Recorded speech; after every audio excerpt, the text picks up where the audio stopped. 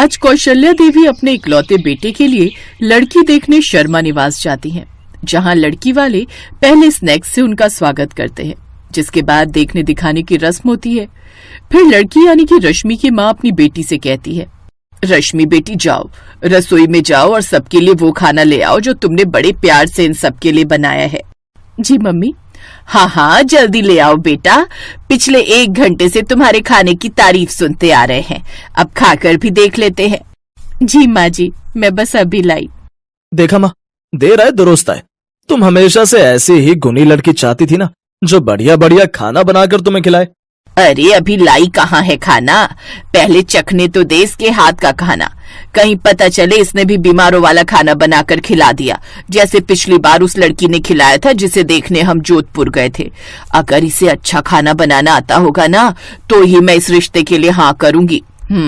ये है कौशल्या देवी, जो काफी समय से अपने लिए ऐसी बहू ढूंढ रही थी जो उसे बढ़िया बढ़िया खाना बनाकर खिलाए। तकरीबन 12 लड़कियां देखने के बाद वो आज रश्मि को देखने उसके घर आए थे। कुछ देर बाद रश्मि सबको खाने में मसाला डोसा, सांभर, इमली की चटनी और नारियल चटनी के साथ परोसती है, जिसे खाते ही वो सब खुश हो जाते हैं। वाह वाह, मजा आ गया बेटी, क्या कमाल का मसाला डोसा बनाया है तूने। ऐसा डोसा तो वो साउथ इंडियन रेस्टोरेंट है हमारे यहाँ, वो भी नहीं बना पाते। हमें तो बहन जी आपका लड़का बड़ा पसंद है, अब आप बताइए। अरे इतना स्वादिष्ट खाना बनाने वाली बहू आखिर कौन नहीं ले जाना चाहेगा, हमें भी रश्मि खूब पसंद आई। सबकी रजामंदी से उन दोनों का रिश्ता पक्का हो जाता है। कुछ दिनों में रश्मि मित्तल परिवार में दुल्हन बनकर आ जाती है। अगले दिन वो अपनी पहली रसोई की तैयारी करती है। आज मेरी ससुराल में पहली रसोई है, आज कुछ ऐसा बनाती हूँ नाश्ते में कि सबका दिल खुश हो जाए। लेकिन क्या बनाऊं जो जल्दी भी बन जाए और ज्यादा मेहनत भी ना हो। हाँ, आइडिया। रश्मि झट से इडली चटनी बनाकर तैयार कर लेती है, फिर अपने सभी ससुराल वालों को खाने को परोसती है। वाह वाह बहू, कितना स्वादिष्ट इडली सांभर बनाया है। अगर तू रोज इतना टेस्टी खाना बनाती रही ना, तो हम सब की आदत खराब हो जाएगी। तो क्या हुआ माँ जी, मैं कौन सा कहीं भागे जा रही हूँ, मैं तो यही हूँ। अब से मैं आप सबको ऐसी ही लजीज लजीज चीजें बनाकर खिलाया करूंगी। इडली तो सच में बहुत ही मुलायम बनी है, मजा आ गया खाकर। ये ले बहू तेरी पहली रसोई का शगुन, पूरे 2100 रुपए। अरे भाग्यवान, तुम ये क्या इडली बनवाने में लगी हो, तुम भी तो नई बहू को शगुन दो।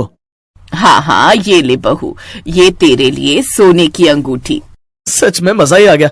चलो इसी खुशी में मैं आज तुम्हें कहीं बाहर घुमाने ले चलता हूँ। लेकिन रौनक, अभी तो बहू का पहला ही दिन है। हाँ तो क्या हुआ माँ, और वैसे भी अपने ऑफिस के चक्कर में मैं अभी इसे कहीं हनीमून पर भी लेकर नहीं गया हूँ। ऊपर से कल मेरे ऑफिस में काम का लोड भी काफी बढ़ जाएगा, इसीलिए आज ही इसे घुमा लाता हूँ कहीं। अच्छा ठीक है, जाओ। ठीक है, फिर मैं जल्दी से तैयार होकर आती हूँ। और माँ जी, आपके और बाबूजी के लिए ये इडली बच जाएगी, तो इन्हें दिन में खा लेना। रश्मि और रौनक फिल्म देखने चले जाते हैं। उधर फोन पर कौशल्या अपनी बहन से नई बहू की तारीफ कर रही थी, जिसके बाद उसकी बहन सुमित्रा कहती है, अरे तुम्हें क्या पता जीजी, ये सब बहुएं ना एक जैसी होती हैं। पहले इडली, फिर डोसा, फिर घी वाली रोटी और आखिर में तो सिर्फ सूखी रोटी। लेकिन मेरी बहू ऐसा नहीं करेगी, देख लेना। ये कहकर कौशल्या फोन रख देती है, लेकिन अपनी बहन की ये बात सुनकर उसके मन में कुछ डर बैठ जाता है। शाम को रश्मि और रौनक बाहर से डिनर करके आते हैं। तब तक कौशल्या ने अपने और अपने पति के लिए खाना बनाकर रख लिया था। फिर अगले दिन रश्मि सबको बड़ा और चटनी बनाती है। वाह, जब से बहू आई है ये सब आइटम खाने को तो मिल जाते हैं, नहीं तो कौशल्या तो घी की सब्जी, तोरी, दाल ही खिलाती रहती है। हाँ, वो तो सब सेहत के लिए ठीक रहती है बुड्ढो। बहू को आए 2 दिन हुए नहीं कि बीवी की बुराइयां शुरू कर दी। फिर लंच में भी रश्मि सबको वही पैक करके देती है। फिर शाम को खाने में क्या बना रही हो बहू? माँ जी, वो सुबह बड़े ज्यादा बन गए थे तो सब मिलकर वही खा लेंगे। सुबह भी बड़े, दिन के लंच में भी बड़े, और अब रात को फिर बड़े। कुछ ज्यादा नहीं हो गया बड़े बड़े? अरे डोंट वरी, कल मैं आप सबके लिए डोसा बनाऊंगी। अगले दिन सुबह वो सबके लिए डोसा बनाती है। डोसे का नाम सुनकर ही सब खुश हो जाते हैं। सबको यही लगा था कि आज उन्हें बिल्कुल वैसा ही डोसा खाने को मिलेगा जैसा उस दिन उसके घर पर खाया था। डोसे का नाम सुनकर तो मुंह में पानी आ रहा है, अब तो मुझसे रुका नहीं जा रहा। बहुत जल्दी से लाओ अब डोसा। जी बाबूजी, बस 2 मिनट। कुछ ही देर में रश्मि खाने की टेबल पर सबको बिना मसाले के डोसे और चटनी परोसती है। वो जब डोसे को ठीक से देखते हैं तो उसमें मसाला ही नहीं होता है। बिना मसाले का डोसा? हो सकता है वो तुम्हारे डोसे में मसाला डालना भूल गई हो। मैं अपना देखता हूँ। ये देख कौशल्या रश्मि को आवाज लगाती है। रश्मि बहू, जरा यहाँ आना तो। जी माँ जी, मैं अच्छे से जानती हूँ आप सब मेरी तारीफ करेंगे कि मैं बहुत अच्छा डोसा बनाती हूँ। कीजिए कीजिए। अरे तारीफ करने नहीं बुलाया, ये पूछने बुलाया है कि घर में आलू खत्म हो गए थे तो तूने मुझे बताया क्यों नहीं। लेकिन आलू तो है माँ जी घर में। फिर इसमें डालना भूल गई क्या? ये क्या बिना मसाले के डोसा बना डाला? और ऊपर से साथ में सांभर भी नहीं बनाया। अब आप सबको अगर मसाले वाला डोसा खाना है, वो भी सांभर के साथ, तो उसके लिए तो मुझे अपनी माँ को यहाँ बुलाना पड़ेगा, क्योंकि वो क्या है ना, वो सब तो उन्हें बनाना आता है। मुझे तो सिर्फ बिना मसाले का डोसा बनाना आता है और साथ में चटनी। लेकिन जब हम तुझे देखने आए थे तब तो तूने कितना अच्छा सांभर उस मसाले डोसे के साथ बनाया था। हाँ, याद आ गया मुझे, लेकिन वो सब मैंने थोड़ी ना बनाया था। शायद आपको याद नहीं, मेरी माँ भी उस वक्त रसोई में थी, मेरे साथ वो सब तो वही बना रही थी। डोसे का मसाला और सांभर तो माँ ने बनाया था, और वैसे भी खाने के नाम पर तो मुझे यही तीनों चीज बनानी आती है जो पिछले 3 दिन से बना रही थी, इसलिए तो सारा दिन एक ही चीज खिलाती थी। अब तीनों चीजें मैं एक ही दिन में खिला देती तो आगे क्या बनाती। क्या इसका मतलब आज यही सब खाने को मिलेगा? लो कर लो बात। ये सब ना तुम दोनों बाप बेटे की करतूत है, जिन्होंने उस वक्त मेरा दिमाग घुमाया था कि जो डोसा सांभर बना लेती है वो दाल चावल रोटी सब्जी तो बना ही लेती होगी। अब खाओ बिना मसाले का डोसा। तभी अचानक से कौशल्या की बहन सुमित्रा वहाँ आ जाती है। कैसी हो कौशल्या? सुमित्रा तू यहाँ? हाँ, वो इस तरफ किसी काम से आई थी, सोचा तुझसे और नई बहू से मिलती चलूं। अरे वाह डोसा, मुझे तो ना सचमुच बड़े जोरों की भूख लगी है। हाँ हाँ बैठो ना, बहू अपनी मौसी सास के लिए भी ले आओ डोसा। रश्मि अपनी मौसी सास के पाँव छूती है और उनके लिए भी बिना मसाला का डोसा ले आती है? इसमें से मसाला कहाँ चला गया कौशल्या? अरे वो क्या है ना, हमारी बहू हमारी सेहत का कुछ ज्यादा ही ध्यान रखती है, इसलिए वो नहीं चाहती कि आलू खाकर सबका मोटापा बढ़े, इसलिए ये डाइटिंग वाला डोसा है। अगर ऐसा पापड़ खाऊंगी ना मैं तो खुद ही सूख कर पापड़ हो जाऊंगी। नहीं नहीं, मुझे नहीं खाना ये तेरा पापड़ डोसा, वो भी चटनी के साथ, सांबर भी नहीं है। मैं तो चली बाहर ही कुछ खा लूंगी। अब ऐसे ही 20 दिन बीत जाते हैं। एक ही तरह का खाना खा खा कर सबकी हालत खराब हो जाती है और इससे परेशान होकर कौशल्या अपनी बहू की चुगली अपनी बहन से करती है, जिसे सुनकर सुमित्रा उससे कहती है, अरे तू खुश नसीब है कौशल्या, जो तुझे कम से कम एक वक्त का खाना तो पका पकाया मिल रहा है। अरे जिस दिन से मेरे बेटे अर्जुन की पत्नी आई है ना, उस दिन से मुझे 3 नहीं 4 लोगों का खाना बनाना पड़ता है, क्योंकि उस महारानी को तो कुछ भी बनाना नहीं आता और न ही वो सीखना चाहती है। अरे तेरी बहू कम से कम बनाना तो चाहती है, और जो चीज इसे बनानी नहीं आती वो सब तू इसे सिखा दे, धीरे धीरे ये सब सीख जाएगी। और इस तरह कौशल्या को अपनी गलती का एहसास होता है और वो अपनी बहू को और भी खाना बनाना सिखा देती है। कुछ दिनों बाद रश्मि सब खाना अच्छे से बनाना सीख जाती है। अब वो अपने ससुराल वालों को तरह तरह का खाना बनाकर परोसती है। अब सब रश्मि के खाने को खुशी खुशी खाते हैं।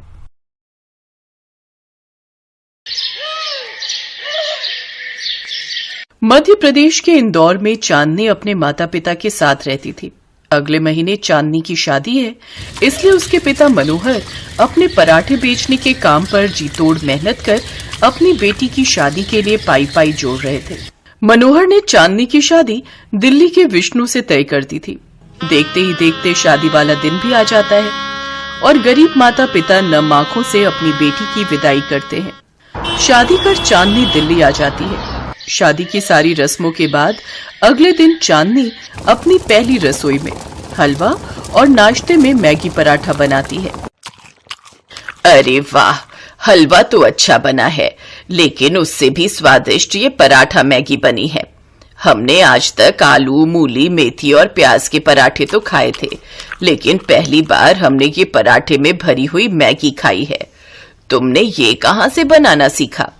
माँ जी वो क्या है ना, बाबा पराठे बनाकर बेचते थे और जब कभी मेरा मन मैगी खाने का होता तो बाबा पराठे के अंदर ही मैगी भरकर मुझे खाने को देते थे। अच्छा बहू, ये ले तेरी पहली रसोई में मेरी तरफ से ये चांदी के बिछिए। माफ करना, इसके अलावा मेरे पास और कुछ नहीं है। कोई बात नहीं माँ जी, आपने इतने प्यार से दिया है, मेरे लिए यही काफी है। इतने लाजवाब पराठे खाने के बाद तो मजा ही आ गया। अच्छा चांदनी, मैं कपड़े बदल लेता हूँ, क्या तुम तब तक मेरा ऑटो साफ कर दोगी? मुझे देर हो रही है। जी ठीक है, आप तैयार हो जाइए, मैं अभी साफ कर देती हूँ। चांदनी उसका ऑटो साफ कर देती है, फिर विष्णु के लिए टिफिन पैक करके भी ले आती है। इतने में विष्णु तैयार होकर आ जाता है और अपना टिफिन लेकर ऑटो चलाकर ऑटो स्टैंड पर चला जाता है। आइए आइए, करावल नगर, शिव विहार, आनंद विहार, आइए आइए। भाई साहब, आनंद विहार चलोगे क्या है? और भाड़ा कितना लगेगा? जी 100 रुपए। ठीक है, चलो। विष्णु सवारी को ऑटो में बिठाकर उसकी मंजिल तक छोड़ देता है। ऐसे ही वो सारा दिन सवारी ढोने का काम करता और शाम को समय से घर लौट आता। ऐसे ही समय बीतता है। चांदनी अपने छोटे ससुराल में बहुत खुश थी, लेकिन थोड़ी बारिश हो जाने की वजह से दिल्ली की सड़कें बेहद खराब और पानी से भरी थी। एक रोज विष्णु जब उन गड्ढों से बचकर निकल रहा था, तभी उसका रिक्शा पलटकर गिर जाता है और विष्णु को चोटें आ जाती हैं। ये खबर मिलते ही दोनों सास बहू जल्दी से अस्पताल पहुंचती है। हाय हाय, ये मेरे बेटे को क्या हो गया? देखिए, हिम्मत रखिए, इन्हें थोड़ी चोटें आई हैं और एक हाथ की हड्डी टूट गई है, जिसे ठीक होने में कम से कम 5 महीने लगेंगे। फिर वो अपने आप जुड़ जाएगी। लेकिन हाँ, ध्यान रहे, ये उस हाथ से कोई भी काम ना करें। जी डॉक्टर साहब, मैं ध्यान रखूंगी। 2 दिन बाद डॉक्टर उसे अस्पताल से घर भेज देता है, लेकिन अब घर पर रहने के कारण उनकी आमदनी बंद हो जाती है, जिससे कुछ दिन तक तो बचत से घर खर्च चलना शुरू हो जाता है, लेकिन धीरे धीरे उनकी आमदनी बंद होने लगती है। अब बस भी करो माँ, जब देखो तब रोती रहती हो। अपने बच्चे को इस हालत में देख एक माँ के दिल पर क्या बीतती है, ये बात एक माँ ही जानती है। लेकिन अब तू अगले 6 महीने तक बिल्कुल काम नहीं करेगा, समझा? माँ, फिर घर का खर्च कैसे चलेगा? उसकी चिंता आप मत कीजिए। आप तो जानते ही मेरे हाथ के पराठा मैगी कितने टेस्टी होते हैं, तो क्यों ना मैं मॉडल टाउन में स्टॉल लगाकर मैगी पराठा बनाकर बेचूं? बात तो तेरी सही है बहू, वैसे भी दिल्ली वालों को तो बस खाने का शौक है, और उसमें कुछ अलग तरह का खाना मिल जाए तो सोने पर सुहागा। मुझे लगता है तेरा ये पराठा मैगी स्टॉल काम कर जाएगा। अगले दिन से ही बचत के कुछ पैसों से चांदनी मैगी के ढेर सारे पैकेट ले आती है, साथ ही जरूरत का और सामान भी ले आती है। वो अपने बाबा के साथ अक्सर ठेले पर जाती थी, इसलिए वो अच्छे से जानती थी कि क्या कैसे बेचना है। वो अगले दिन से ही अपना स्टॉल मॉडल टाउन में लगा लेती है। तभी मैगी देखकर उसके पास कुछ यंग लड़के लड़कियां आते हैं। अरे वाह यार, मैगी बहुत दिन हो गए खाए। चलो फ्रेंड्स, आज साथ में मैगी पार्टी करते हैं। हाँ चलो। वो सब उससे मैगी बनाने को कहते हैं। जी माफ कीजिए, लेकिन मैं मैगी नहीं बेचती, यहाँ सिर्फ मैगी पराठा मिलता है? भला वो क्या होता है? खैर छोड़ो, भूख तो जोरों की लगी है, तुम्हारे पास जो भी है दे दो। वैसे है कितने का ये तुम्हारा पराठा मैगी? जी सिर्फ 25 रुपए का एक। ठीक है, फिर 6 लगा दीजिए। चांदनी उन सबको मैगी पराठा बनाकर खिलाती है। वो पराठे के अंदर मैगी भरती है, साथ में उसमें हरा धनिया, मिर्च, नमक भी डालती है, फिर ग्राहकों को खाने को देती है। वो सब जैसे ही उसे अपने मुंह में डालते हैं, उसका स्वाद चखकर वो खुश हो जाते हैं। वाह यार, ये तो बड़ा ही टेस्टी है। मैगी आज तक हमने मटर और वेजिटेबल्स के साथ तो बहुत खाई, लेकिन पराठे में भरकर हमने पहली बार खाई। लेकिन सचमुच क्या स्वाद है यार इसमें। हाँ, अब तो हम हमेशा ये मैगी पराठा ही खाएंगे। कुछ ही दिनों में उसके स्टॉल पर लोगों की भीड़ लगना शुरू हो जाती है और उसके मैगी पराठे की खुशबू से लोग उसकी ओर खींचे चले आते हैं। कुछ ग्राहक उसके वीडियोस बनाकर सोशल मीडिया पर भी डाल देते हैं, जिससे उसकी कमाई और कई गुना बढ़ जाती है। अब तो उसके पास ग्राहकों के साथ साथ जोमेटो और स्विगी से भी ऑर्डर आने लगते हैं, और अब वो पूरे देश भर में दिल्ली वाली बहू का मैगी पराठा स्टॉल से फेमस हो जाती है। ऐसे ही 6 महीने बीत जाते हैं और अब विष्णु भी पूरी तरह ठीक हो जाता है। अब वो भी अपनी पत्नी के साथ मिलकर पराठा मैगी बेचता है। इस 1 साल में उनकी किस्मत पूरी तरह बदल जाती है और वो फर्श से अर्श तक आ जाते हैं। अब वो अपनी और भी ब्रांचें खोल लेते हैं, जिससे वो दिन दुगनी रात चौगुनी तरक्की करते हैं।